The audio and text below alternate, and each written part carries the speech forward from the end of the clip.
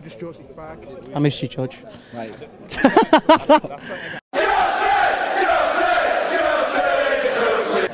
100% Chelsea.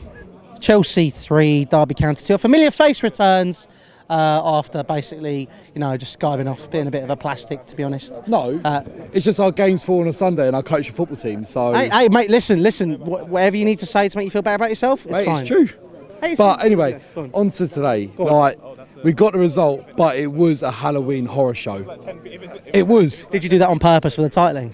Yes. I thought I'd make your job easier. But honestly, it was shocking. Everyone was shocking. Apart from maybe Ruben Loftus-Cheek. But I don't understand our substitutions. I don't understand why we took Christensen off instead of Cahill. If you're going to bring on David Luiz, take off Cahill. I think Cahill was the worst out of Christensen and Cahill. But does that show a sign of maybe Christensen's future? Obviously, his dad's been talking a lot in the media. Yeah. You know, he's been running his mouth as well. Yeah, honestly, I think they need to stop talking to the media and just get the head down, get the grind on. He was fantastic last season, Christensen, and he got his injury and then he fed out of the team. And then since then, he hasn't got his confidence back. And bringing him off with, what, half hour to go is not going to build up his confidence. I'd rather take off Cahill, bring on David Luiz, who's still got that leadership and who can help Christensen through the game, and then bringing off Ruben Loftus-Cheek. Why don't you take off Fabregas, drop Loftus-Cheek back into the midfield three, and then have Kante as the holding position where Fabregas was? And then you bring on Pedro or Hudson-Odoi. I'd rather Hudson-Odoi coming on than Pedro because he came off injured on Sunday. Hudson-Odoi would be hungry. He would want to prove himself why he wants to be in the starting 11. Pedro's already in the starting 11, so he's got nothing to prove.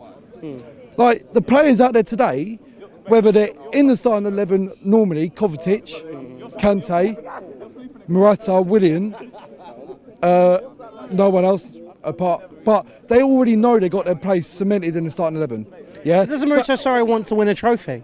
Yes, but you want to have players who are going to be hungry and not who are going to want to fight for places to get through this competition. Show what they can do in this competition, why they should be starting in the Premier League, starting in the FA Cup, starting in the Europa League. Use this as a reason to get these players through.